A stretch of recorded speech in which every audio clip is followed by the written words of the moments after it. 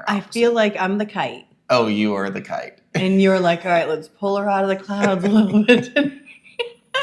Oh, there's no wind today. Happy chaos, that's our song. Loud and wild, but where we belong. Life's a sermon, love's the verse. Blessings big and a little reverse. Happy chaos, yeah, bring it on. Welcome to Happy Chaos, where we... I love it too much. Why? Why do you always move my coffee? I need it front and center. I need it so bad. I've got like 40 mugs, and so I need to show off. In fact, I was looking at my mugs this morning when I was getting this. And I'm like, I need some more cute ones. More. I'm going to have a little coffee bar. She didn't say I need to studio. exchange. I need to trade out. I'll trade out some. There's some in there that She said- nobody uses and I don't use. Her word was very direct. I need more. I need more cute ones. I need a cute mug that says Chaos Coordinator. Or Happy Chaos. I should make a Happy Chaos mug. We have the ability to do that. Yeah. We haven't been messing with that much. I'm trying to work on that too. But welcome to Happy Chaos, episode 44. Is it really 44? 44. Wow. More episodes than our age. Maybe we'll be in our new studio for 50. Why are you whispering like that?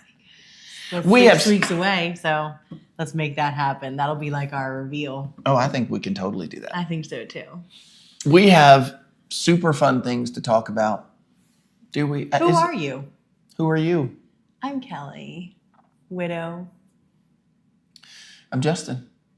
widower, remarried, That's well, right. married after being widowed, and over a year ago. Yep, that's right. We've been married for a year and a month and a couple of days. Yeah. Almost a year and 2 months. And this is February 3rd. Are we still able to count in months? Because I think with babies, you get to count in months till like 18 months. I don't really I hear think we anybody be can. like 20 months. That feels like they just, at that point, you say a year and a half. Yeah, 18 months is the cutoff. Although, yeah, I mean, I see clothing that says like 24 months. right. Which why don't you just say 2?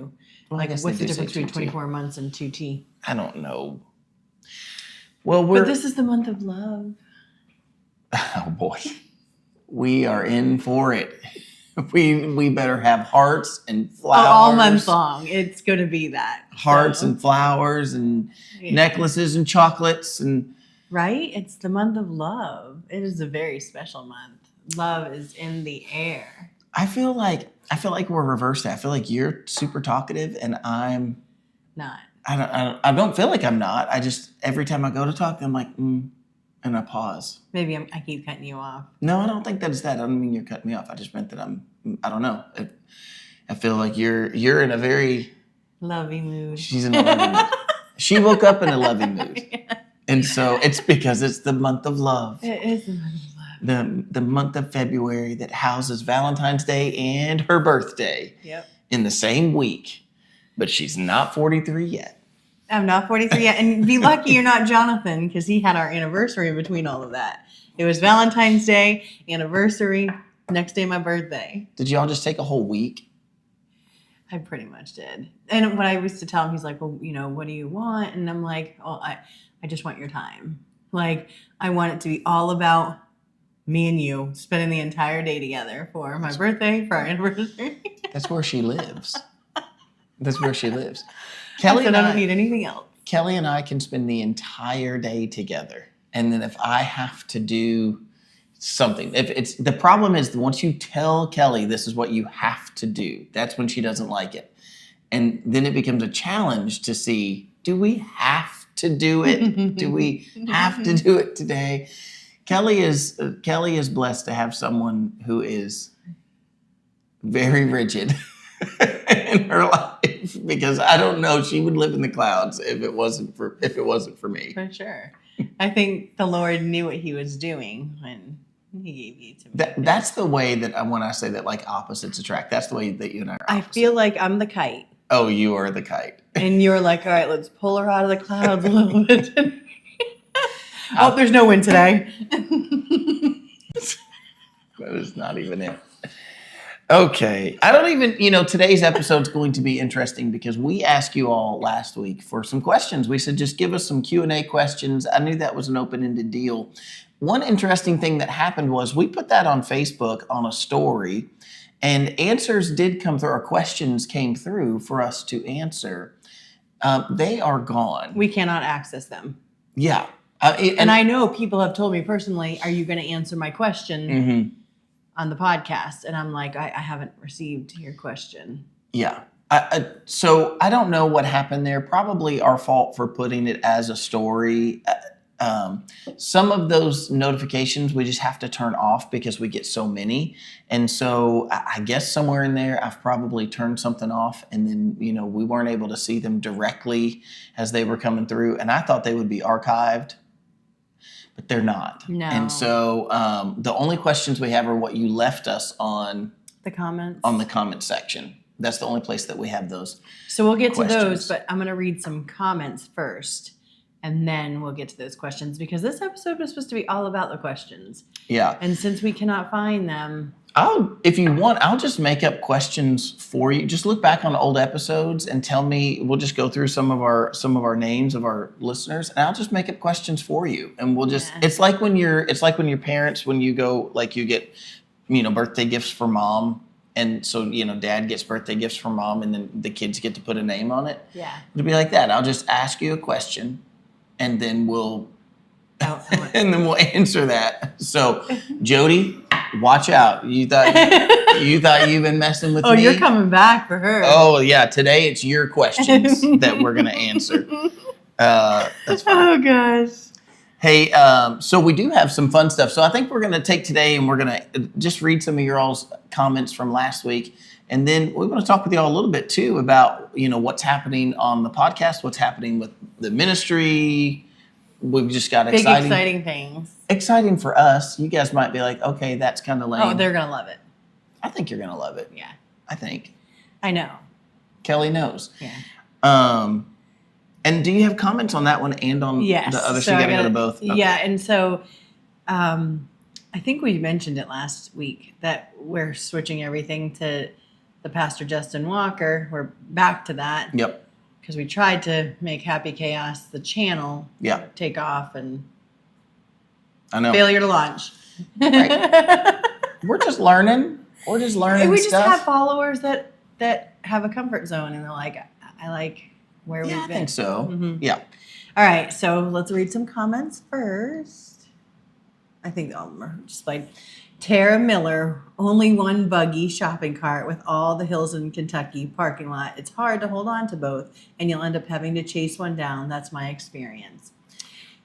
Tara, I would be mortified if I had to chase a cart down. I've had one cart, because I only do one cart, and I've had to chase it down because I'll be like lifting something out of the cart to go put it in the back, and I turn my back and it's rolling. And so I was like, oh my gosh, no. I've seen you do that, and I'm like, I always wonder because I'm always guarded. I position the cart in such a way that if I can feel like, oh, this might try to roll, then I try to put my body between the cart and the direction it could roll, and then I unload. And Kelly doesn't do that. I've watched you put the cart. She just like willy-nilly, she just rolls it up. I mean, it could be to the side of the car, it could be behind. There's never It's always behind, but it's because I have to lift a huge case of water usually every time from the bottom. And so you can't have it up against the car because then you can't get the thing of water out. But lately, I do it differently, and I point the front of the cart to the corner of the bumper so it doesn't hinder me from opening the gate, and it's pressed up against the car so it won't roll anywhere. I'm telling you, my experience with Kelly is that I always think to myself, she just leaves that cart halfway out in the middle of the drive. I do not. I always think that. Every time I'm like, she is leaving that cart way out there. And I'm always trying to be like cautious, like making room for other people. And I just feel like Kelly's like, bam, throw it. That's a little exaggerated, but you just feel like, I feel like you just kind of like push it wherever it goes. And you're like, let's get it from there. That's not even true. That's what it feels like. And you only went to the store with me like once, so I didn't even want to hear That's not. it. That's Kelly exaggerating. We spend a whole day together. And if Do you one want to go to the thing. grocery store with me today? I have to get a few things. No, I don't want to go to the grocery. I hate going to the grocery. But it's the month of love. I guess I'm going to the grocery later. If you all see us at the grocery store today, and then you see this episode, you'll go, I saw him there. Yep. He fell for it again. Yep. Laura Duran, she said, I really enjoyed this podcast. Marriage is a lot of hard work, but also so rewarding. It was God's idea from the start, and that's why Satan fights so hard to distort it. I totally agree with that. We don't want to read that question yet. We'll No, read that. yeah. We'll read that in a little So bit. she's got 2 questions for us that we'll read here shortly. Yeah, so we'll do Q&A, and we would still love to do a Q&A with you all. We just Yeah. need to better... Set it up better. Yeah, we need a better way. Yeah, I think that we need to direct the messages somewhere else, and so. Yeah, we'll work that out. But Laura, I totally agree with you about what you're saying about marriage and how hard Satan works to distort marriage. And that's why, when we talk about like the sanctity of marriage, we're so passionate to say, it's a whole package, and there's attacks coming, there's shots being fired from all kinds of directions, whether that's, well, I don't want to get into too much to the morality side of that, but that's why there's so much immorality surrounding the things that should be sacred for marriage. Yeah. But there's so much immorality that surrounds them. I totally agree. I think the enemy is trying to destroy what God established. I think I might have said this in the last episode, but it's true. The first time that God ever said it is not good. You ever thought about that? Like this, God creates the sun and the moon. It's good. Light and darkness, it's good. He creates, the land and the sea, and it's good. And he creates the animals and the plants, the plants and the animals, and it's good, it's good, it's good. Everything he creates is good, it's good. The first time you ever hear God say it's not good is when he says it's not good for man to be alone. Mm-hmm. And for that reason, I'm going to make him a helper. We're going to make him a helper. And so marriage is... Yes, it's God's idea, but it's I would say that it's God's design. Yeah. It's his design that we have a partnership. That's the way that we were made, to have a male and female partnership, this one-to-one partnership. We're wired for that. Yeah. And so, don't misunderstand me. There are some people, the Bible even speaks of it. There are some people that the Lord didn't really make for marriage. He made some people to be able to be alone and to serve in the kingdom in that way. But I think that even in that, that should be very specific and purposeful. And Paul said it this way, if you'd rather marry than burn. Rather marry than burn with desires, is how Paul said it. So totally agree with you, Laura. Totally agree with that. All right. Catherine Cece says it's hard to take words back once they're said. A little space can be good. It is hard to take words back, Catherine. You can't take words back. And I don't need a little space, but I can respect space, and I can respect the need to. You're learning to respect space better. Catherine, here's the thing, okay? You started this, Catherine. We were having a good morning. We were doing just great. No, here's the thing. Like, I don't know. I feel like, you say words are hard to take back once they're said, but why are those words coming out in the first place? Like, why would somebody get so mad that you say those words? I just don't agree with that. And I kind of see it. Oh, I think you would be,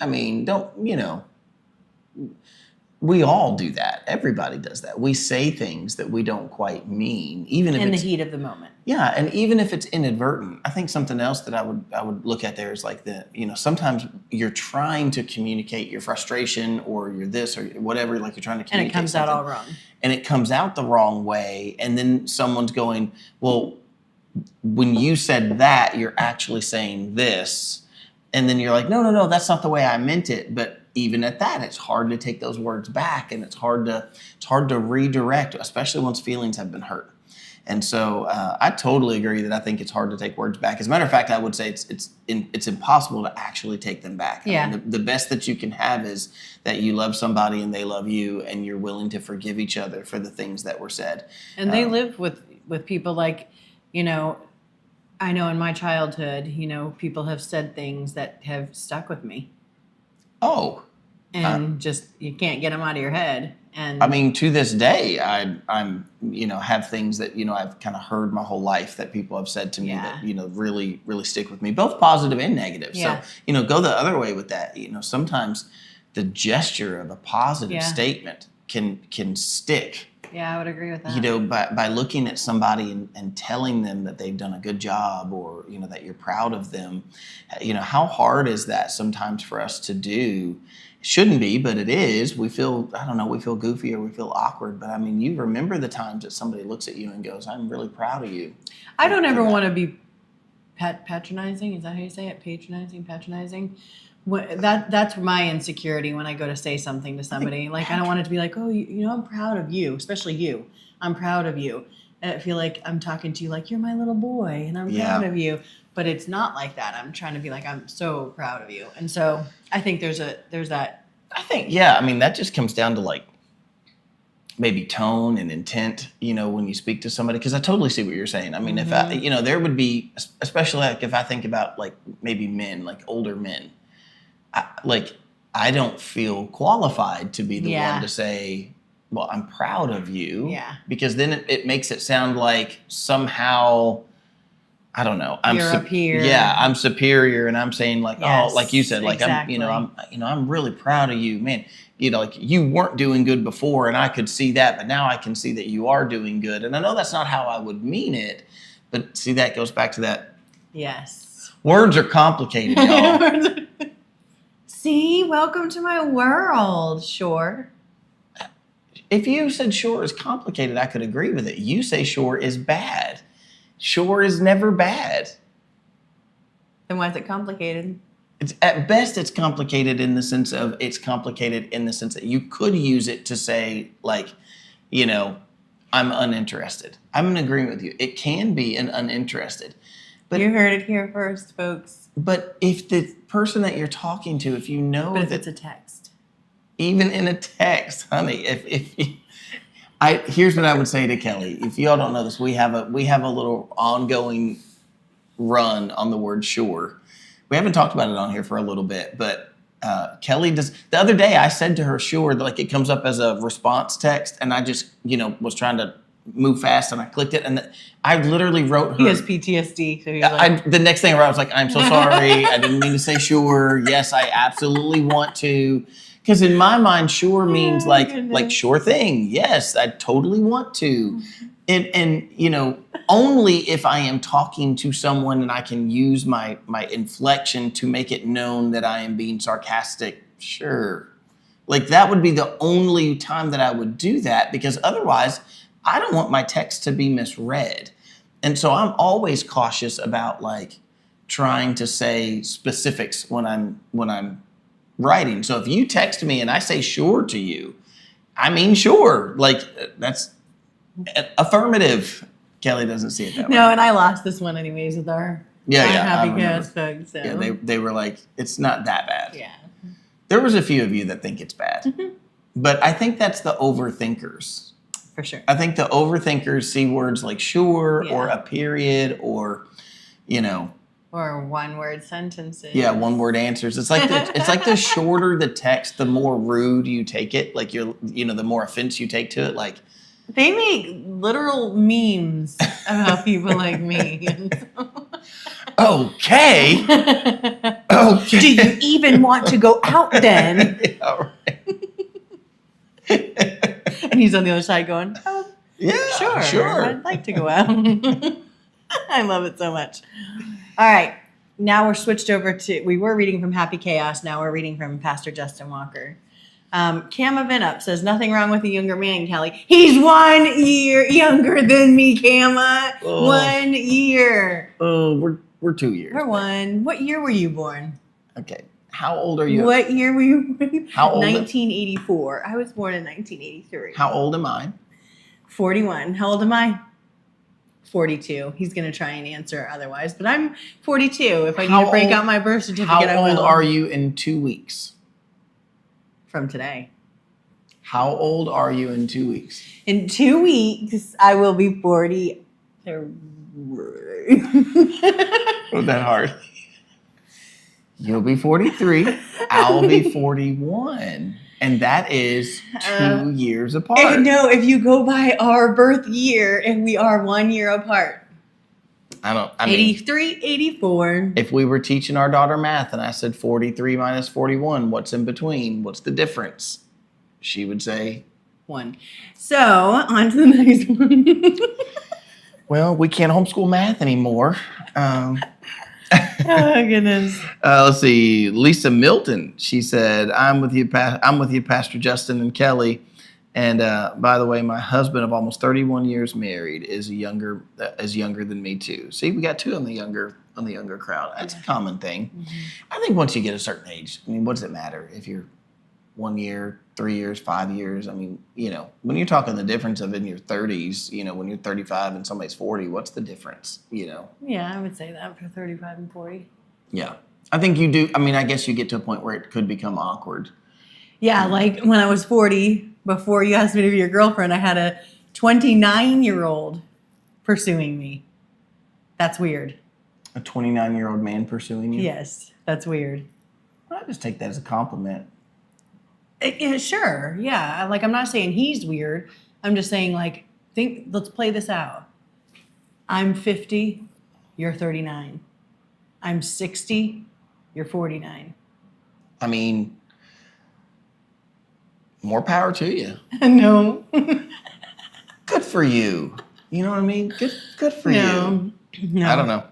I don't see it as a huge, when you're talking about adults, I mean, like I said, there's a point when it could become awkward, but I'm like, awkward for who? What's it matter? If I know somebody and you're... I don't want the comments of, is that your mom? Well, I mean, I'm with you on that. That would be humiliating. Yeah, sure. Yeah, I understand that. I'm not taking that part away. I'm just saying that awkward for who in the sense of if you love somebody and they love you. And you're a man and woman. And you're a man and a woman. I think, yeah. Love is not love. In all cases. Or at least it can love is not always righteous. Yeah. So, but then it's probably not love. Maybe I should say lust is not always righteous. Mm-hmm. Anyways, let's not get into that right now. You'll get me on a whole different thing. I'm getting my Bible. Switch the sign. Yeah, that's right. I got a whole nother sign. But I think that there's no age restriction. Yeah, I'm with given you. in the scriptures. I mean, but I personally could not. Like I said, awkward for who? In the sense of if you genuinely love this man and this woman, genuinely love each other, and this guy's 40 and she's 60, that's on you. That's fine. I mean, there's no moral wrongdoing. I am with you. I am not critiquing or criticizing anyone who chooses to do that. Yeah. I say more power to you. Yeah. I think in the sense of for I'm me. too insecure. I would want to be the prize. So I would mean he's older, or I couldn't have that huge and be like, oh, is that your mom? I would be. What if it was the other way though? Very insecure. What if that was the other way and I was older? How much older could I be? There's no really limit for me. If I was 50. Yeah, I would totally be okay with that. Oh, Even if you were 60. This should have been the game today. Hold on. 60 you're okay with. Mm-hmm. 65 and starting to retire. Probably, yeah. I'm retiring. Men age most. Some. Oh boy. Age like fine wine, Here comes the can of worms she's opening. Are you ready to fish Salt with that? and pepper. That's not true. Men age like fine wine. Yes, they do. There was a widow that I knew. She was near 70, and she was like, "I'm good." She was like, "I don't want to ever, meet a man. She was like, "I will live the rest of my life alone." And she was like, "I loved my husband through all of the weird things that old men have because I knew him." She was like, "I don't want some new old man's ear hair and bushy eyebrows and nose hair." Of course, if you were to sit in a spot where you're you haven't fallen in love with someone, you're not even interested in someone, you can say those things. But when you start getting interested in someone, you kind of look past those things. Yeah. And then especially when you fall in love, it's like, oh, well, that's just part of life. And then it becomes just like you were with your previous husband, your late husband, because then you don't see those things. You have a love for somebody that, Yeah, I agree. Yeah. I think I agree with that. But back to the question. Yeah, What if I was 70? that'd be pushing it for me. Yeah, I couldn't. It took a do little bit to that. get you there. So if I was 72, No, I like even 70s.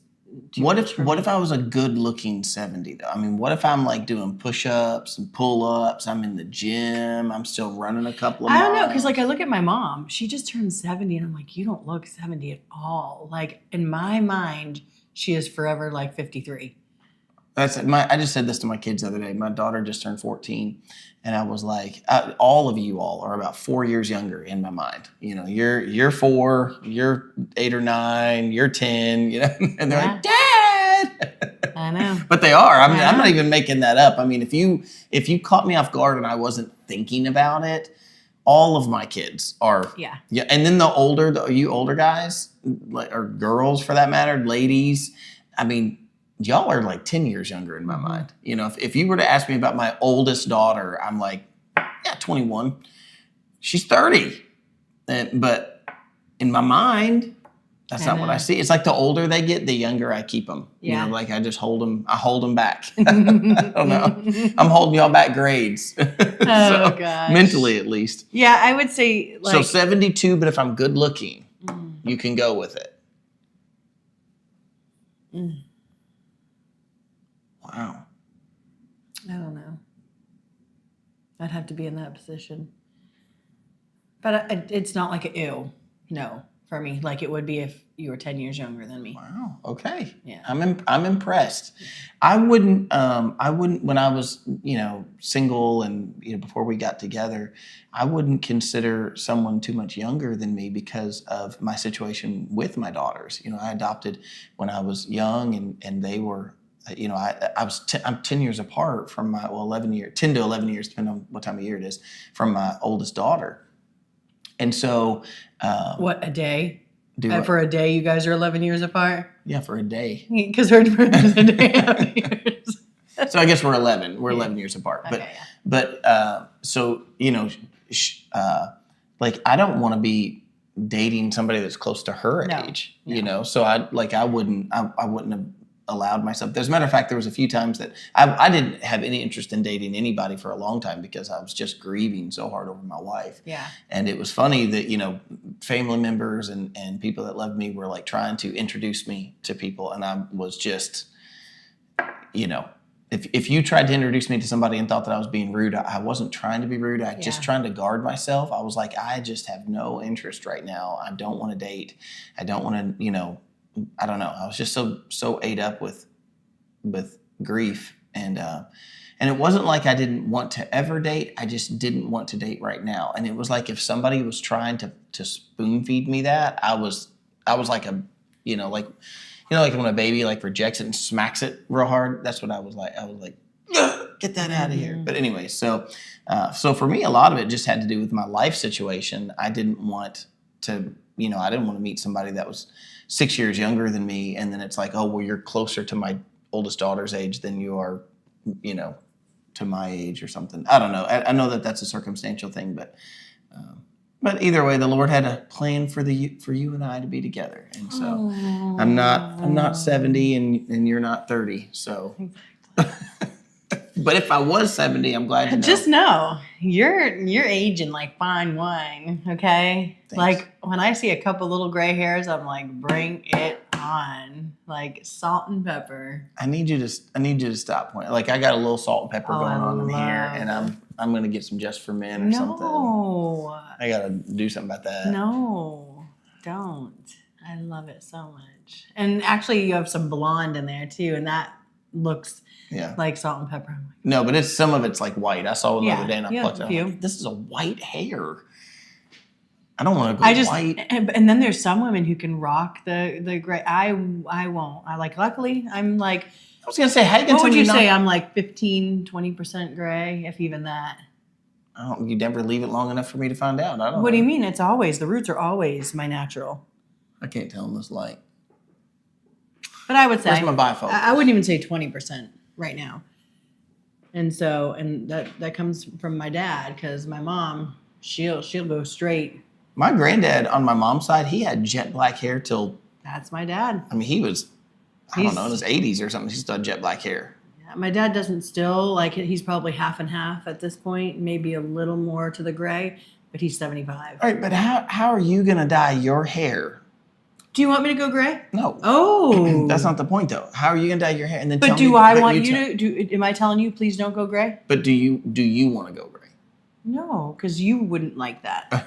Just because I got it for you. It's true though, because like I look at there are some women who have the most beautiful gray. Oh my gosh, I can think of them right now, and I'm like, I hope I look like you. I mean, I've When I'm older. known a lady who was gray since she was like in her 30s. Like she was in her mid 30s and totally like silver. I have several friends that have been gray since before 30. And then I remember a few years ago, maybe it's still there, man, I still know, but there was like a kind of trend for girls to put some gray in their hair, to put some like ashy look. And I was like, I knew some young ladies that did that, and I was like, well, that looks gray. So I don't know. Yeah, that was very popular for a little while. Yeah, I don't know how we got on that topic. I still don't know how I'm not allowed to use something on my beard. You're not allowed. I'm asking you not to. She knows the tricks.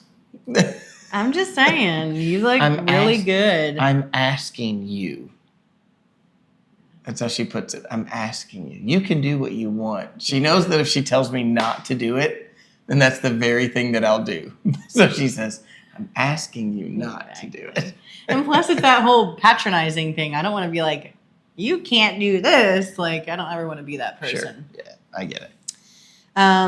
Okay, Lisa, you did her. Jody Ballard, I'm so old, laugh out loud. I graduated in 1987. Jody, you are not old. Let's just start there. Oh, I think I even told you that. You all did not see that. Kelly says she's reading the comment, and all the other comments are hidden. It underneath says reply, or there's a So it just replies. says, she says, I'm so old, I graduated in 1987. Kelly legitimately said, you are not old. And she clicked on the comments and it popped up. It's Kelly saying, you're not old. But you're not. You're not old. You definitely look amazing for your age. Because if I'm doing the math, you graduated 4 years after I don't think she wants I you to was do that born. math. If she wanted to say what her age was, she would have said, Okay, I won't this do- is my age. Happy 43rd birthday on the day of 2/17. You are still 42 today. Thank you very much. And today, February 3rd, I am still 42 years old. Oh boy. I got to do something Because real quick. nobody keep likes you going. when you're 43. What? Don't say that. Who would say that? Because there's a song that says, nobody likes you when you're 23. Oh. And so I used to tell Jonathan all the time, I'm like, nobody likes you when you're 43, and that's going to be me. And I told him, I was like, I don't want 43. 43 to me, I don't know why that number stuck out so hard in my head, but I think 43 is going to be an amazing year. It's So- already starting out that way, isn't it? Yeah. Well, I'm not 43 yet. So calm down. Calm down.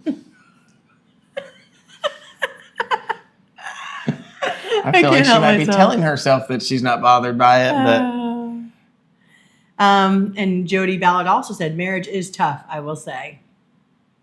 Deb Duvall, he's doing something important, you guys, so don't think that he's like tapped out. He's, no, I didn't mean to. Yeah. Yeah. No. So that's why I'm rolling. I gotta do things. Yeah. There's things that have to happen. He has to. Okay. Let's do a couple more and then let's get to some questions. Okay. And then let's talk about our updates Yes. and what's coming. All right. Deb Duvall, when I hear someone say they have never spent a night away from their spouse, I can't imagine. After years of deployments and managing on my own, I need space sometimes. Deb, we are opposites. We are Yep. polar opposites. I never want to spend a day away from him. And the only time I ever spent a day away from Jonathan is when they literally would not let me stay in the hospital because of COVID precautions. Mm-hmm. And that is it. Yeah. I don't make a declarative statement like I will never, in that way. You But- planning on going somewhere? No. I'm just kidding. I'm just saying that I am open and attuned to what the Lord wants to lead me to. But if I have a will in the matter, it is not my desire to spend days away, a night away. I certainly don't like to spend nights away. We spent years sleeping alone after widowhood, and Yep. I did not enjoy that. And you know, I understand that for some people, totally get it. You know, different personalities, different things. I think you and I are alike personality in that we just really have no desire for that. We have Yeah. no desire to spend time away from each other. Mm-hmm. I don't like when I say that I need space, I don't mean I need to go rent a hotel room or Right. stay the night at my parents or Right. something. Like, I don't need No, you that need a type of 5-minute space. drive. Right. I mean like, hey, let me go. Well, like I did the other week, I'm like, let me go to Home Depot. You know, let me go return some 2x4s, which I guess they don't get a lot of 2x4s returned. That woman looked at me like I was nuts. She was like, "You're returning 2x4s?" And I was like, "Yeah, I don't need them." And did you tell her that they were not, in fact, the length of 8 feet, It like says they said? it said on there. It said it by inches. I looked on the tag. Oh, okay. Yeah, I don't know. There's got to be some carpentry thing that I just didn't know about. That I guess 2x4 by 8s are not by 8. They were by 92 or what was it? 90. I 90? forget, Maybe it was but- right at 90. I don't know. Whatever it was, it said it in inches, and she looked at the tag, and I wasn't saying it to her, but she looked at the tag, and I saw it with her, and I was like, huh, they weren't supposed to be 8 feet. But I would have thought that they would have been 8 foot. I mean, I thought they were 10 foot, 8 foot, 10 foot, 12 foot, whatever. Not that it matters. One more comment. You read it, and then we'll go to questions. Okay, Jane Posselt? How would you say that? Posselt. Posselt? Posselt? Posselt. You'll have to tell us, Jane. You're gonna have to give us the phonetics of that. Yeah. I hope you two laugh with your kiddos like this. That will make great memories for them. Oh, listen, we get rolling at times. And they even make fun of us sometimes, but yeah, they do. But also, you know, they're at an age that they're funny. yeah. One of our kids said We something were last dying night. laughing the other night too. I know we'll get every, you know, once you get everybody together, and once you're at a certain, you know, when your kids are little, they make you laugh because they do something silly, and then they reach an age when they begin to understand humor for themselves, and and then they say something, Yeah. and Well, man, because Kaylee said, I want to go to the gym. yeah, And you said, we have a gym downstairs. Why don't you do that? And she said, well, because I can't do hip thrusts here. And Jeremiah said, so don't do hip thrusts. It's very simple. yeah, he goes, I have the simple solution for that. Don't do hip thrusts. Oh, they're a hoot, and I love it. Yeah. Okay. Questions. I thought we had questions on this one too, but I guess not. No, it was was only just on the the other last one? one. Okay. Yeah, you wouldn't go too back. So we'd ask you all for questions, and we would still love to answer your questions. If you have them, leave them. I mean, goodness, we go through and read, I don't know, 25% of these comments, maybe more. So we would love to be able to just get to know you guys more. We don't have, you know, sometimes I feel like we try to have words of wisdom, and sometimes we're just trying to goof off and have fun. But today we just want to spend some time, I don't know, getting to know each other better. You know what I feel like I want to do sometime, and I don't know how to work this out, but I want to do it. Do you remember when we were on the Good Grief group, though? We were talking to those Oh, yeah. ladies and stuff. Mhm. I would like to do that sometime where we can just do like a kind of like a private live Yeah. that we invite so many people in. You can do that. You can And have they like can a, ask questions. We can talk with them like in a group. oh yeah, that'd be super fun. Yeah. Do like a digital meetup, Yeah. a digital meet and greet. So tell us. Here's question number 1. Would you guys like to do that? I don't know how to do that though. I know. Well, that's why I said we got to figure out the logistics of it. We have to figure out the logistics of how to make that work. Oh gosh, we will. I'm telling you, and it'll be so much fun. You know, when someone sends me a link and I click on their link, that's great. You know, but when I have to host it, I don't know if I know how. I know, but we can ask people. I'm sure there's a way that we could figure it out. Agree. That would be fun. I'd love to do like a I know. meetup with everybody, and I mean, I think so until we What we should do is a Happy Chaos cruise. like on a boat. Yeah. I'd like to introduce myself. I'm Justin Walker. Have you ever met? Do you, can not take know some me at all? I Dramamine. can't. Does that work? No, My word. I know. I don't know what to say sometimes. I'm. I get sick too, though, so I would probably hate I know. it so I much. Y'all, we were dating, and we went to a theme park with the kids, Holiday World. It's in Santa Claus, Indiana. We went to. Babe. We went. when they first opened the park, we got there when they first opened, and they'll let you in like this kind of first part while they're getting everything else ready. Like a waiting area. Yeah, like a waiting area before they like open the park. And there's a carousel, you know, like a little horse that goes in a circle, or a little, what we did was we sat in a little sleigh, and it's a little, like a little Santa Claus sleigh. And there was a 2-seater. And so she sat there and I sat there, and we went around once, and I said, I don't feel good. And she said, I don't feel good. And 2 grown adults on one carousel ride. We were like covering our eyes. We're like, I don't know if it's better if I look or if I don't look, if I look at you. So first ride of the day, the carousel. And We got off like 2 drunk people. We are stumbling around coming off of that ride. Bad. I felt so sick for hours Yep. after that stupid carousel. The kid's like, "You want to do bumper cars?" I'm like, I don't think I can. I'm feeling sick. It was from bad. Like, that was so awkward and weird that it happened like that. No, 'Cause it that's was a motion carousel. sick. Yeah. I'm very sensitive to it nowadays. Well, I think it's sympathy motion sickness because I was never like this. I get motion sick really bad, really bad. Like, most embarrassing moments of my life have happened because of motion sickness. The worst feeling for me as far as sickness is concerned is motion sickness when I put on virtual reality. Right, I gotta get some. I think you have an Everest hair on you. Yeah. Thank you. It just, like, the whole time you were talking, It wasn't a beard. I was like, I don't know if it is or if it isn't. I hope it's not. And then I like tug on it, and you're like, ow, you know. But it was just a dog hair. I was wondering what you kept looking at, and I was going to ask you, but I'm like, do I want to ask that question? It's gone now. We're good. I'm sorry. That's if you ever want to make somebody feel self-conscious when they're talking Just to you, stare like at pick their a chin. Yes, stare at their chin or their cheek or their Or forehead. their teeth or something like, oh Yeah. gosh, you got something in your teeth. Made you insecure. It worked. That's what you get. All right, little time to get to know each other better. I think we've got a few questions that Yes. came through on the comments, so we're gonna read those. Laura Duran said, "What has been one of your all's most challenging moments in marriage and ways you overcome it?" I have an answer to this. Oh boy, I have an answer. I want to hear your answer. Ready? Let's say it on the count of 3. No. Yes. No. 1, 2, 3. Communication. I was literally gonna say that. You should have said it then. I said count to 3 and do it. I was literally going to say, I know y'all think I'm probably making that up right now, but I really was. I think that our biggest hindrance, our biggest hurdle has been Not lack of communication. no, Lack of language communication. Like, I'm hearing gibberish, you're hearing Guatemalan, and we're just...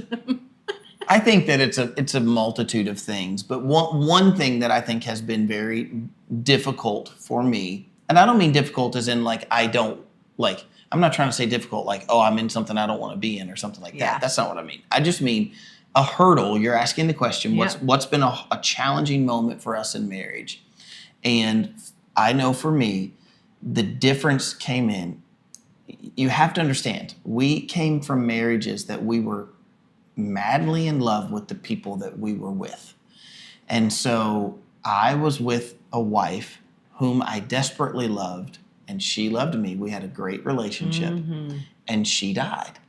And Kelly had a relationship with a husband that she deeply loved and didn't want to be separated from. I mean, if you hear Kelly even earlier today, like, she doesn't want to be separated even for an overnight. She doesn't even like to be separated for a couple of hours, you know. I mean, she legitimately, we kind of joke about it, but Kelly legitimately would be glued to my hip.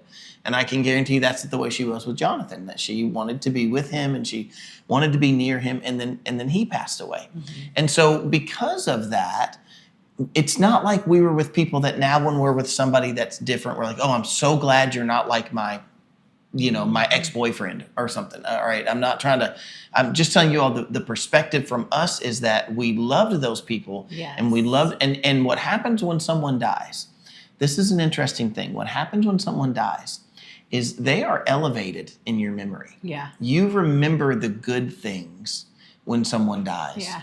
There are bad things that you might remember, and there might be some circumstances, but I'm talking about when somebody that you love dies, the things that they used to do that didn't necessarily mean so much in the moment, Yeah. they mean a whole lot more now.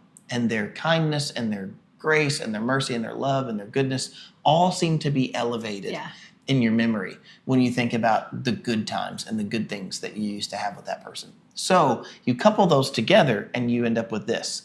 When you have two people who are used to communicating a certain way, because of, at least this is my perception. I'd love to hear what yours is. I but- mean, even think about this, like when you first get married and there are no kids, you know, and then to have kids, that's another stepping stone that you go into, and you're learning each other and you build accordingly yes. to your personalities. Yes. I And think you that, do that for 15 or 20 years, yeah. and you just, it's almost like they're a part of you. You guys are one. You walk in step with each other, left, right, left. I think you right. don't have as much life experience when you're younger. You don't have as much life experience that you're bringing with you. So you're kind of learning those life things together Yes. about, life and love and home and kids and family and Conflict. and- conflict and resolve. And Yeah. you're learning all of those things together Yes. with someone. Then you think that you've learned about it, but really what you've learned is a little more intimate than that. You've learned about it with them. Yeah, like a mirror image. Yeah, so it's like I knew how to have conflict and resolve with Sarah. Yes. Now enter Kelly into the picture. Yeah. And my understanding of conflict and resolve is completely different. Than mine. Yeah, than with Kelly. Sarah and Justin versus Kelly Yeah. and Justin. Yeah. Those are two different ways of conflict and resolve. Yep. Sarah, well, okay, true story about my late wife. I'd heard on the radio that if you're fighting with somebody, Oh boy. that you should take their hands. You should take their hands, because if you take their hands, it's hard to fight with somebody if you take their hands. I came in one day, I didn't want to fight. My late wife was mad about something, I don't remember what. And I walked up, true story, in the kitchen. She's, I'm like, look at my hand, I shouldn't do it like that. But like she's barking about whatever. I was legitimately trying to calm the situation down. I walked over as lovingly as I could. Oh gosh. And I took her hands and she smacked me right in the face. Not super hard. It wasn't like that, but I mean, she smacked me. She pop. And I went, what was that? And I mean, the whole house just like silence across everybody, everything just stopped. And she's like, what are you doing? And I said, I heard on the radio that if you're fighting with somebody that you try to take, you slapped me. Like, why did you slap? Now we're like really in it because she slapped me. And she was totally dead serious. Like hers was like, it was just knee-jerk reaction. Later she was like, it was just a knee-jerk reaction. Like, I didn't know what you were trying to do. And I'm like, well, play that out. What did you think I was going to do that deserved being slapped in that moment? And don't misunderstand me. She did not slap me in the face often. I couldn't say she never did, because she did, but she didn't never do it. Kelly has never slapped me in the face, and the whole time I've known her, I've never been slapped in the face by Kelly. I've never slapped anyone in the face. No one, ever. I mean, also, again, just like difference of people. See, I feel like I say this, I don't want you guys to get the wrong impression. Just Sarah was a different person. Yes. And so don't take that and be like, oh, his late wife, da da da da da. Yeah. Don't do that. Like we had a really, really, really wonderful relationship. I just knew, I'm telling you, my late wife was not lovey-dovey. Yeah. She didn't want mushy words. She didn't want that. You do. And so, where if I tried to deal with Sarah the way that I deal with you, I say deal with, that sounded worse than what I meant it. But I just mean like, if I tried to demonstrate love and compassion and conflict and resolve and all of those things, if I tried to do that with Sarah the way that I do with you, I'm telling you, she would look at me and say, talk is cheap.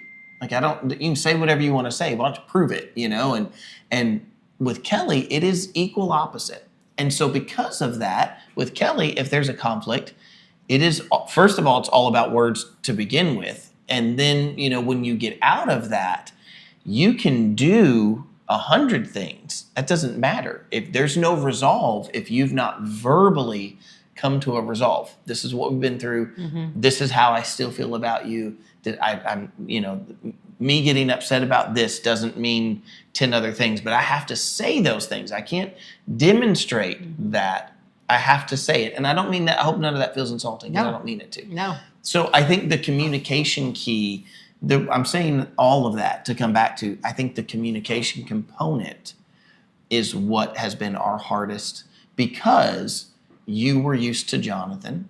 You had grown with Jonathan. You had learned how to live with Jonathan. I had grown with Sarah and learned how to live with Sarah.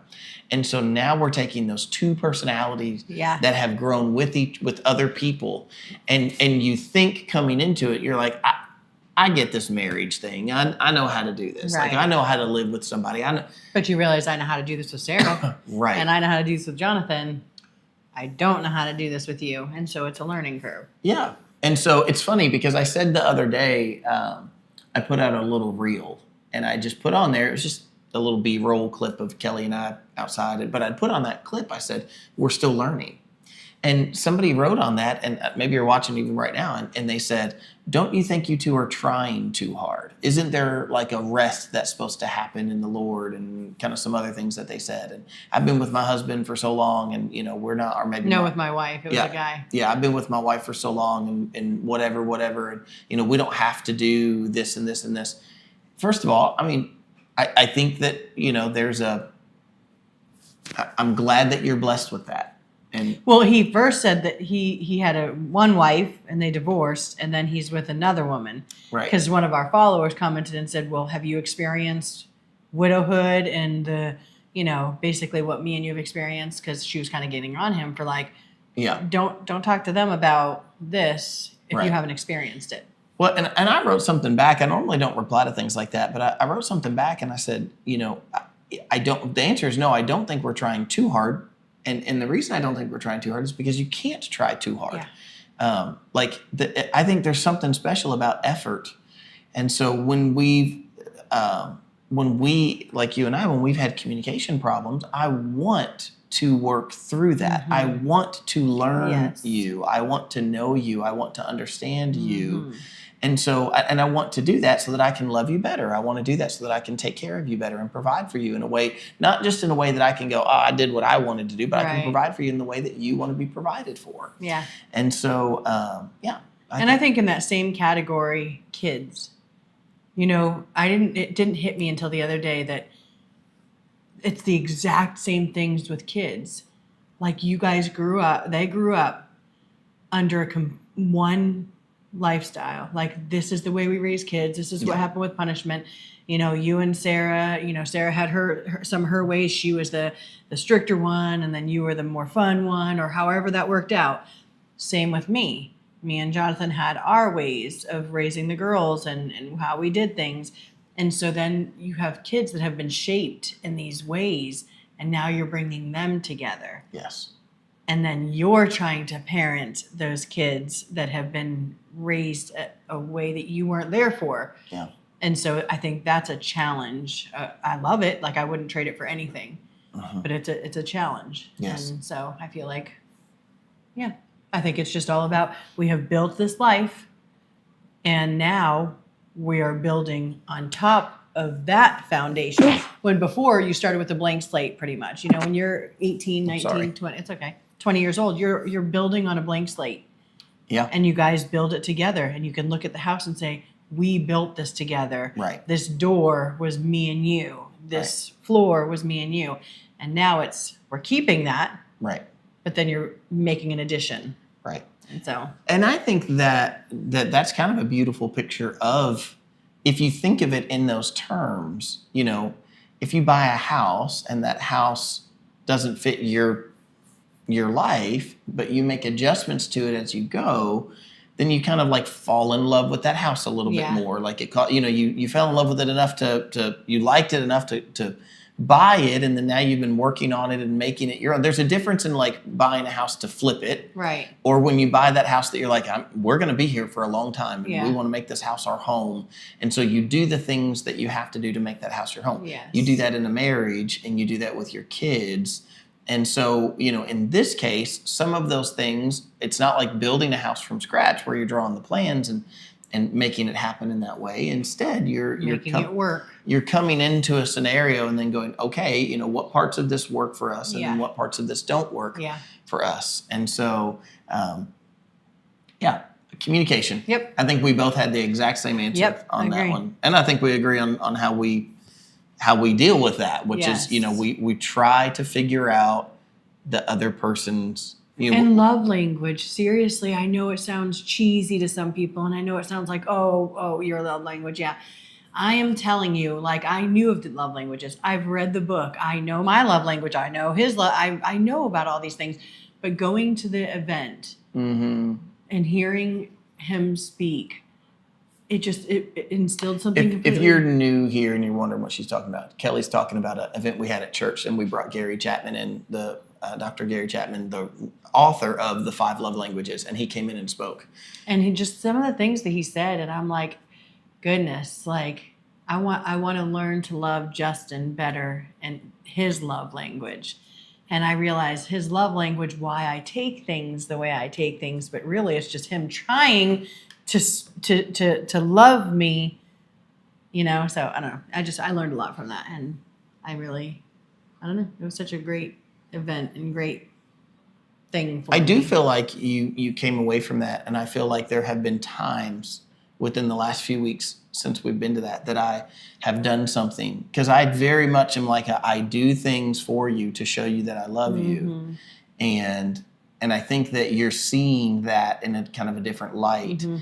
Just to say like, oh, like I get it, you know, even though that might not have been the way that Kelly would have said to me that she loved me, she's recognizing that that's me trying to say that I love her. Yeah. And I don't even mean, I mean, it's not like I'm like actively like walking around like, okay, how can I'm going to wash the windows to show her I love her. It's not like Right. that. That's just your love language, and we automatically, as human beings, are Just- going to try and communicate in love through Right. our. It's the same as, you know, Kelly goes 'Cause to we know it. Kelly goes to the store to get, say, an item. I mean, this happens often. Like I'm gonna go and I'm gonna get milk. I'm gonna go and I'm gonna get whatever. And then she would come home with trinkets. It could be snacks. It could be whatever for me. She would bring me gifts. And I would find myself frustrated because I'm like, I thought you were going for one thing. In my mind, I'm like, we're trying to save money. And in her mind, then now she's hurt because she's like, but I got this for you. A Jones soda and Right. And I'm like, and in my mind, I'm like, well, you know, just my logical brain. I'm like, you're not going to save unless you could have taken that. I'm like Judas Iscariot. You could have taken that money and given it to the poor. It's terrible. I should never have said that. But, you know, I'm like, I would, in the beginning when we first got, I say in the beginning, like we've been married for years, but, you know, a year ago when we first got married, I didn't quite see it the same. And, you know, she would bring me something and then I would hurt her feelings because I would say, hey, you know, I mean, I would even like preemptively say it. I'm like, when you go to the store, milk, eggs, toilet paper, milk, eggs, toilet, repeat it, like, you know, and then she'd leave. And Go ahead. and she'd come home and she'd have some trinket. And I'm like, why? But even that, like, you know, that's that communication where I'm, you know, we're just learning each other better, and I see it differently. You know, it didn't necessarily take that event for me to see it, but I definitely do see it differently. That, you know, Kelly is trying to show you that she loves you, and that while she was at the store, she was thinking about you. And again, it's inadvertent. You're not running around going, "How can I show him I love him?" You're just going, "I love him, and I know he loves this, and I want to get him this." And in my mind, I'm like, we could have saved $4. So then I went to the 40. store the other day, and I'm going down the aisles, and I'm like, oh, let me get that for him. And I'm telling you, in a split second, I thought to myself, but is that how he wants to be loved? And I thought to myself, what is his love language? Saving money. We added that. And so I was like, don't get it for him. This time, don't get, and not out of like, oh, don't get it for him. So, no, I was like, he loves to save money, and he would appreciate it if I came home and I only got what was on my list and I didn't go off of the list. And so I was like, this time I'm going to try and speak his love language, and I'm going to not get the extra. I feel like I look like, was it Daffy Duck? That was always like the Scrooge character who like loved money, you know, back in the old cartoons. I don't know if it was Daffy. I think it was Daffy or Donald. Donald. Okay, Donald Duck. I believe. Or whoever it was, whatever the duck was that used. I don't love money. Don't misunderstand me. I just like I am a very rigid person at certain things, and when it comes to saving, if I get it in my head that I want to save, that I get real rigid about that. Like, I'm like, I don't want to do, you could put anything in front of me and I am okay to say no to it if I know I'm working towards this other Right. goal of what, even for me, even if that's just a monetary number, if it's like, I want our savings to be this amount, and if we do this, this, and this, we'll be at this amount, then in my mind I go, well, if we don't go out to eat, or if we don't go do this thing, or we don't buy this thing, then it's more that we can put towards that goal. And it's funny because I'm telling you, a running joke between me and Jonathan, if I was going to the store, he would say to me, ask Kaylee before every time, you're not going on a shopping spree. And so it got to the point where I was like, I'm going on a shopping spree. I'm going to the store and I'm going to buy everything that I see. And it was just like this running joke between the two of us because I don't know. It's so funny that She doesn't have a spending problem. I don't. She has a I have a gifting gifting problem. Oh, I do. Kelly works better with no accountability. Yes. And I know the Lord does not appreciate that. And he wants me to be accountable. And I'm trying. I mean, he gave me a pastor as a husband. So I think he's trying to speak something to I think me. we just need to give Kelly like a spending account. We just need to be like, here's your spending account. This is what you can spend. But when from. it runs out, then what do I do? That's the problem. This is what I'm trying to say about our regular accounts.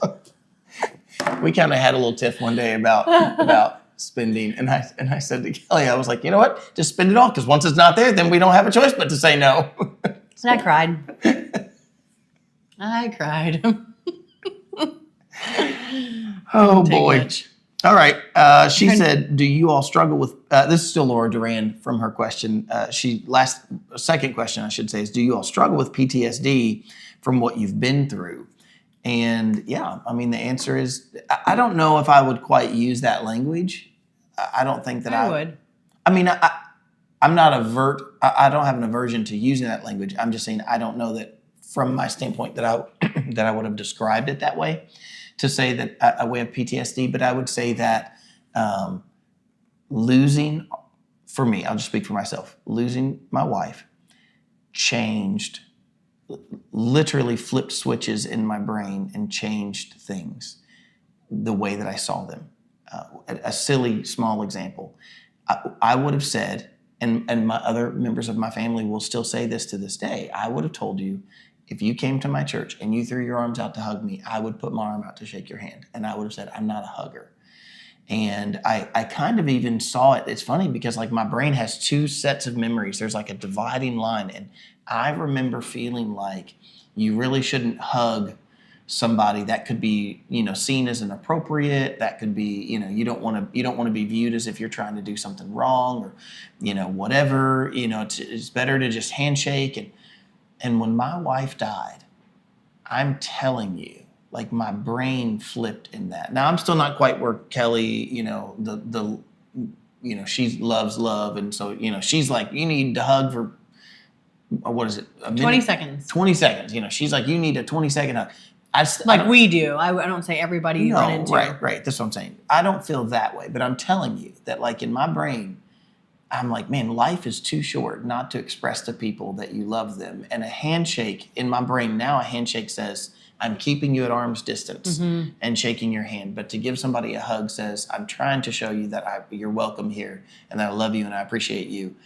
And my brain literally views it differently than the way I viewed it before. That's one example of 100 other examples I could give. Time is another one that's like, time feels different to me. The brevity of life is, I'm very aware of. And so when I said we had a tiff about money, and then, I walk away from that and I genuinely feel guilty. Like, why would I waste that time to have an argument over, money or whatever? Why would I waste that time? It's so precious. It's the one thing I can get money back. I can earn more money. I can do other things to make more money. I can't do anything to get time back.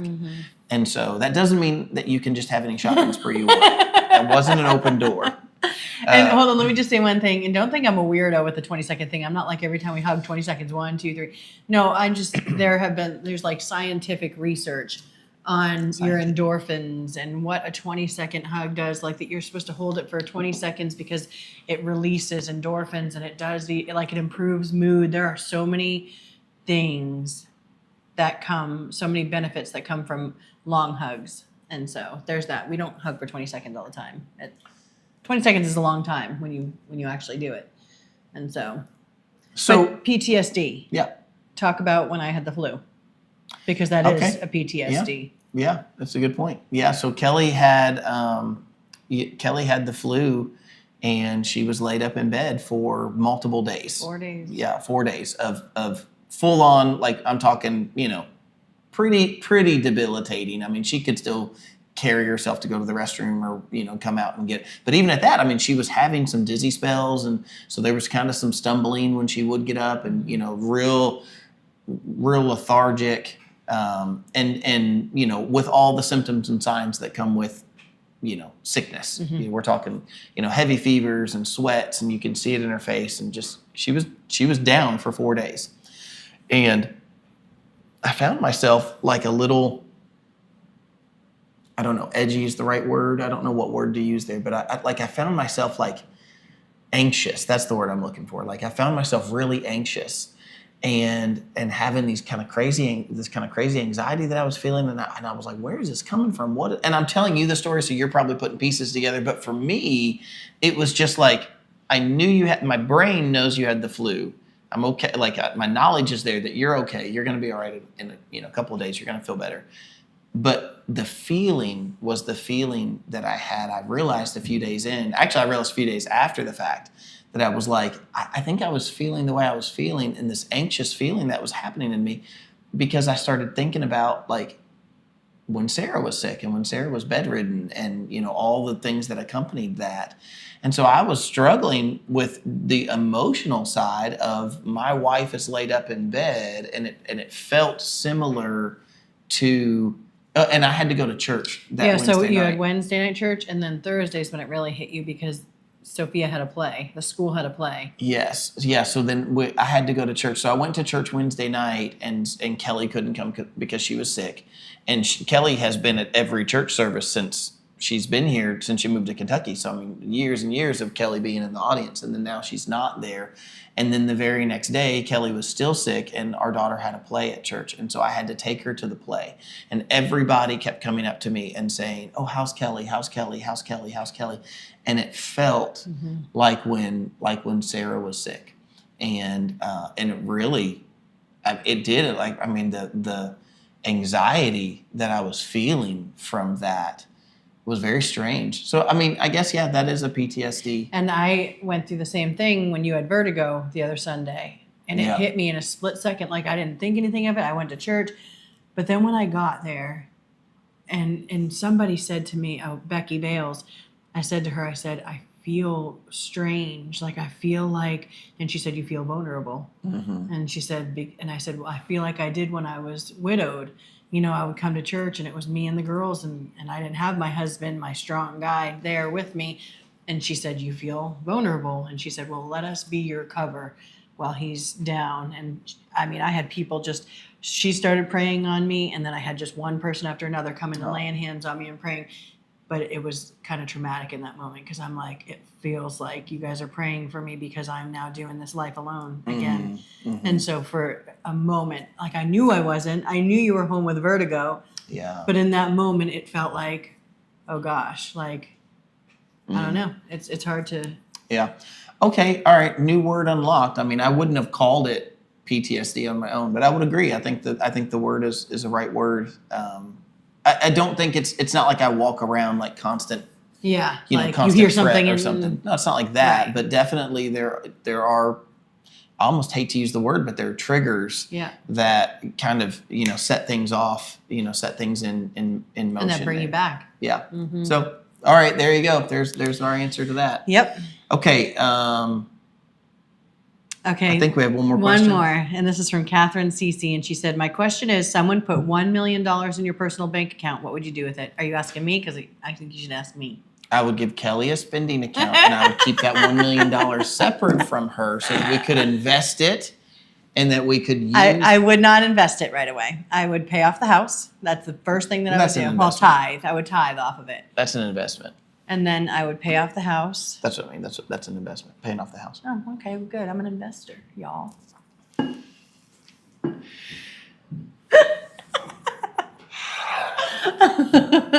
And then the second, well, okay, so Ty, I'm in full agreement right now, but I'm waiting for Pay off the waiting house. for the hammer my to third drop. purchase would be the Bronco of my husband's dreams.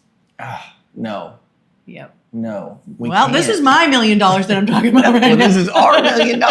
But I'm saying how I would spend it right now. No, and you can won't say have you won't have access to it anyway. Yes, I will, because I'm going to buy him the Bronco of his dreams.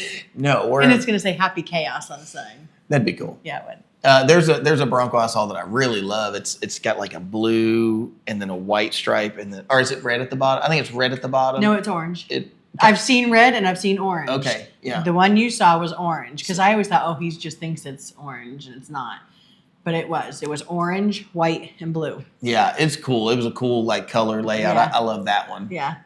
If y'all don't know, I love a Ford Bronco, and one day I'm gonna get me a Ford Bronco. But if there's one thing I know, when you come into a sum of money, it is good to pause and to not spend that immediately and to think about it. And if there's anything that you're like, I mean, unless you had something that you already needed and it was like the Lord is answering my prayer through that. I've had that happen where it's like, especially at church, I could give you 20 stories at church where it's like, we need Yeah. X dollar amount of money, and then boom, it Yep. shows up, literally walks through the door, somebody puts it in an envelope, hands it to you, whatever. I've had that happen on multiple occasions. But unless it's I had a thing I needed, and then that was answered in a direct way, unless it's that. If you don't have a need, then you come into a sum of money.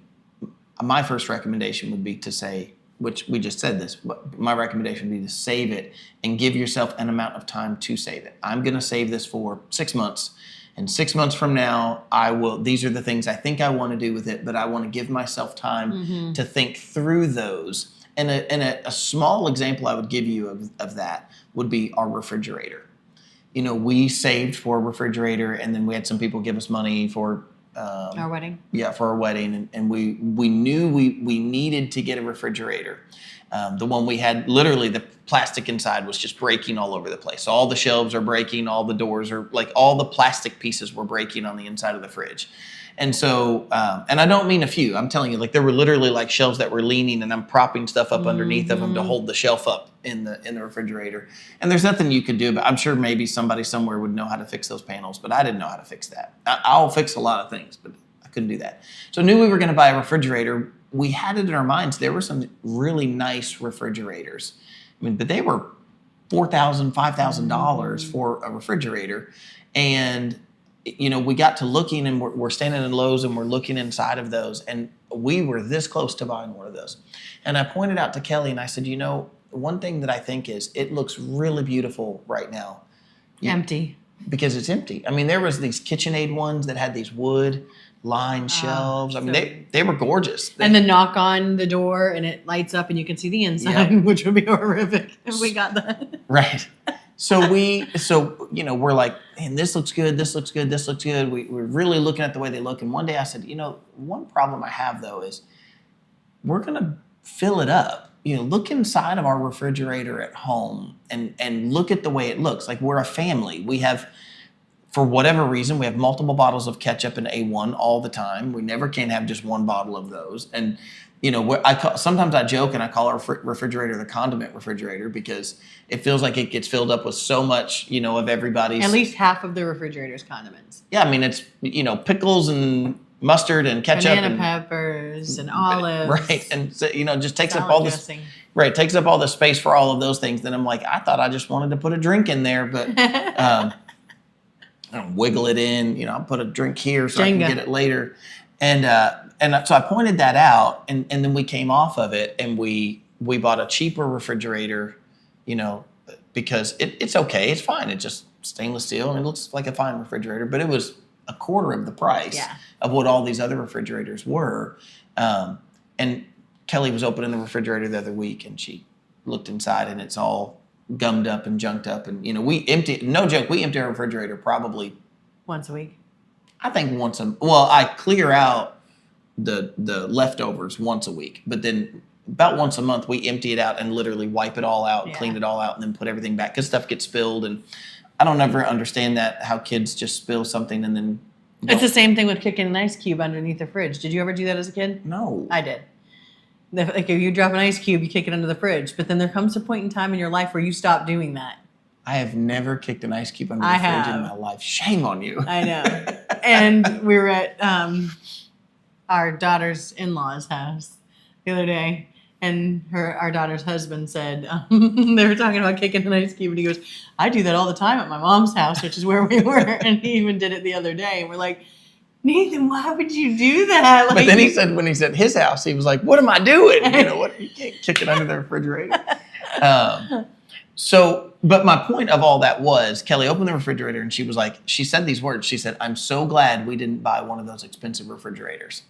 And because she would have been mad. I mean, if you spent $5,000 on a refrigerator and you open up the doors and it's all junked on the inside, then you'd be frustrated. And yet there's not much of a choice. I mean, it's not like we have a different option. You know, Right. there's you got to put the stuff in the refrigerator or just not save it. I guess that would be and Kelly saves every. And I just got instantly mad talking about this because I just thought about our stove that we put off. We didn't buy Well, a stove. let me- We put that one off. Let me make my point, and then Okay. we'll tell them about the stove. My point is, we waited to buy the refrigerator, and within a couple of weeks, we came to this realization: don't buy a fancy refrigerator Yes. while we still have all of these kids in the house. So practice the pause. So if you came into a sum of money, I would say a good rule of thumb would be to say, give yourself an amount of time to say, before I do Yeah. something else. Even with investing it, I even think, you can be wise with your investment or unwise with your investment. Just because it's an investment doesn't mean it's a wise one. It would be a good idea to say, take the money, set it aside for a little bit, and then think through, okay, here's what I want to do, but what are my other options? This is just me talking. If this was me, I'd say, what are my other options? I got $1 million. I need to pay off the house. I can pay off the house, but if I don't pay off the house, what would be other things that I could do with that money? Where else could I invest it? Could I do something with that money where it would end up making me money, and would that be even better than putting it in the house? There you You're go. right. Pay off the house, buy a new house, rent out this house. Well, see, that would be part of that practice, the pause and talk through that. Yeah. If you were to bring that up, I would go, no, that's reasonable. Rent We out. just need a bigger living area, desperately. Yeah. And I've noticed that a lot lately. I Like think- of all the things that we need a bigger living area. We're about to be overrun with grandkids. Yeah, we are struggling in the big space. Yeah. We have lots of bedrooms. The kids have their own rooms, and that's great. But Yeah. but the living quarters where we want to spend the most amount of time, that is not big enough. The table's just not even hardly big enough for those we have, and even Yeah. more so if other people come. So totally agree with that. There you go. That's what I do with $1 million. I think I convinced you. Are you convinced? Yeah. Nope. No, I am. I'm just thinking about our stove. I am so mad right now. Oh yeah, I cut you off on the stove thing. No, Sorry. that's okay. I cut you off actually. And so we just bought a stove 6 weeks ago. Somebody dropped something. A beautiful stove that we didn't get the first year of marriage because we had the refrigerator replaced and we're like, let's hold off. Let's try to hold off as much as we can. Well, it got to the point where we had to buy a new stove in order to function in this family. And it's smashed. Somebody. The top cracks all throughout it and Big old chunk taken out. And what's even better is we were home having a birthday party the night before. So about 8 o'clock the night before, I personally wiped the stove and the new microwave down. I wiped everything down myself, and that stove did not have a crack on it. So it happened between 8 o'clock at night and 6 a.m. the next morning when Kelly went out, and she came in the room just yesterday, and she was like, somebody dropped something on the stove, and she's got a picture of it, and I mean, it is just spider cracked, and a big chunk. I mean, you can tell somebody's dropped something on the stove and broke it, and we just bought this stove. nobody's fessing up to it. We just And I'm a bought little it. concerned. So we've got a call in to get the warranty, and I'm a little concerned that the cost of the top is going to be more than the stove itself, and I'm just going to have to go buy another stove. And so, because I was looking online, and some of those stove tops are like $600, and I'm like, And the stove was $1,000. yeah, the stove we paid like it, But it was on sale. right. It was on sale for a little over $1,000, but I'm going, if it's $600 just for the stove top, then what's somebody going to try to charge me to make profit on the stovetop and then to get their labor out of it? If it's over $1,000, I might as well just go get another I stove. know. And then I don't know what to do with that one. Me either. Yeah. I don't Someone know. loves What are that. you going to do? Yeah. Hey, we got to wrap this thing up, but we had some news to talk about. Okay. Let's see. How do we start this whole thing? I bought a studio yesterday. If it was up to me, would Justin have waited longer? Yes. But the truth of the matter is, we're at probably 6 years. I mean, I'm at 6 years of doing things online truth. that's like this studio that you see us in. And, we share this space with the rest of the house, and it's very difficult. Like even right now, I'm going, we got to wrap this up because the house is going to get loud. And Well, that's the thing. There are very limited windows. I mean, our Happy Chaos podcast, there could be a little bit of noise. You guys know what you're dealing with us in Happy Chaos. We have lots of kids. So that's one thing. Still frustrating because, we want to be able to talk to you guys clearly. But with the whole truth, you really need, like he's reading the Bible and then telling you the application of the Bible. And so there's very small windows that he can film in, that he can tape in. And that I can so- tape. I tape my Bible studies and post them. And so if that gets thrown off at all, if a dog gets up early, if a kid gets up early, if he gets a phone call that he needs to coach someone or talk someone through or counsel somebody, boom, day is wasted because there is no other time in the day. You cannot. That part of it Yes. is gets shot. Filming. Yeah. The whole truth gets Yeah. shot. And so he needs a space. We've been saying this for a very long time. He needs a space that he can film the whole truth, that it's quiet, it's out of the house, it's not. Well, and there's also we have a new kind of ministry arm that we're going to branch into, and we're calling it the Bible Explained. And so one of the things that I've come to realize is a joy of mine is getting people to read the Bible. And I know that you might be new here. You might be like, what does this have to do with anything? If you don't know, I'm a pastor.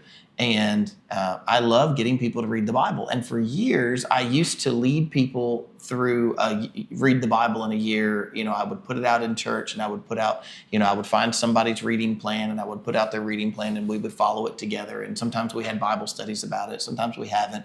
I've done different things to try to encourage people. But the newest one that I have, in 2020, I started trying to teach through the entire Bible so that there would be a resource for people to say, okay, what in the world did that mean? And they could go back and they could hear some commentary on it. And I'm still working through that. 6 years later, I'm still working through that project. That's called The Whole Truth. Yes. But then now we want to start a new project because I really want to get back to encouraging people to read through the whole Bible. And not everybody is going to go and watch a 30-minute video for every 2 for every chapter. I've got over 1,000 videos from Genesis until where we are now, getting ready to finish up in 2 Samuel. So, there's already 1,000 videos, and those videos can be, as long as 30 minutes, sometimes even 40 minutes long. And so what we're doing instead is we're going to do... Not instead. No, yeah, Also. correct. Yes, that is not going anywhere. But also, we're going to start a new series called The Bible Explained, where we're going to put out a reading plan to read through the whole Bible, and in a year, it'll be a 350-day plan is the goal that I have, a 350-day plan to leave some grace days in there to let people, have time to catch up or whatever. And then what we're going to do is put out a kind of a podcast but it's going to be short, like, 6 to 10 minutes to say, of these, 3 or 4 chapters, this is what we read, and here's Yeah. something that we can take from that. And really the goal of that is going to be to encourage finishing the whole Bible. Yeah. That will create a group of people that will read the Bible together. We'll do it every year. We'll read the Bible together, and we'll have a resource to help us understand it. So Yeah. that really the mission of that is read it, understand it, finish it. Yeah. That's the goal. And this new studio is going to help us to do that. Not to mention just our Happy Chaos, what we're doing with Happy Chaos, and what we're doing with all our online stuff. So Kelly just pulled the trigger because I save it and Because I'm trigger happy. she's triggered. We were standing there and she's going, buy it, just buy it. Like she's standing behind the guy mouthing at me like, just buy it, just buy the thing. Yep. And then he said, well, if you buy it, if you do it, I'll give you an extra 5% off. I'm like, sealed deal. Done. Yeah, once he threw an Sign extra on the 5% dotted off. line. Yeah. So we're going to bring you guys with us on the process of that. It'll be a separate entity, a separate room, so that we don't have to be distracted by, the other portions that happen, with us being inside the house. So that'll be nice. And we're going to bring you guys along the journey and show you what's going on. And that'll also, we'll keep you guys up with where we're at with the newest kind of ministry arm Yeah. of the Bible Explained. Yeah. So my hope is that we're on episode 44. I'm hoping that episode 50 will be in the new studio. Okay. So we have 6 weeks. That's a big thing because it's got to be delivered. Yep. We got remodeling to do on the inside. Yep. And just the delivery, right now with all the snow, I don't think they can No. deliver it right now. So, we got to get out of all the snow and then we can get it delivered. And then we have to build it out. That's the next thing is we got to get in there and do the work. The designing. One of us has to design, one of us has to build it. Oh, it's going to be so much fun. I already was on Pinterest. I have a whole board. And I have an Amazon wish list. I'm excited about it. I really am think too. it's going to be another next step. But we've already been taking next steps throughout this, with lighting and cameras, but this is a pretty big step for us. And it's an area where he can counsel, like he does marriage counseling, and Yeah. it'll be an area that he can have people over and the family's in the house and we're not, the kids running down, dad this, dad that. He could be in there counseling, and Yeah, or the same with the writing. Yeah. I write. it'll be like a little office for him. I write a lot. So, and that's A lot. that's how Kelly wants to pull the trigger. If she was buying a studio for herself, Well, I didn't think only- about the space between us, because if you're out there writing, All right, I want to place. I didn't think about this. I need a desk in there. This is what I think So I can Kelly's have my- going to do. When I'm like, hey, Kelly, I just need some time alone, just get to writing or whatever. And I go out to my studio, our studio. But when I go out there and I try to write, I'm going to place this bet right now that Kelly video calls me. And I'm going to say, are you video calling me from the house while I'm writing? Hey, can you have lunch today? You want to do lunch together? Meet you inside.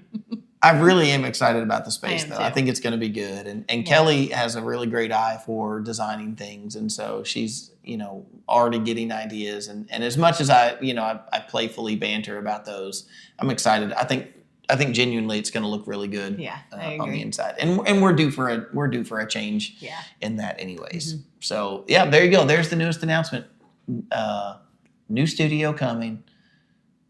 It'll be great. It's going to be amazing.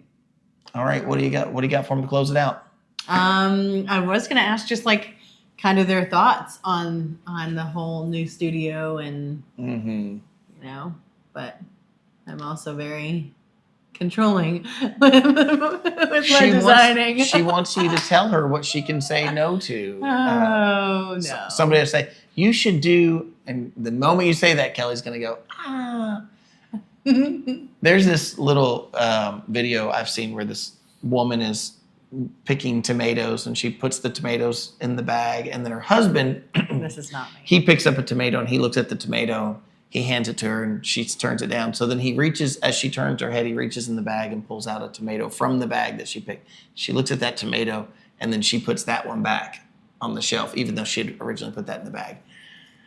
I kind of feel like that with, No, it's not.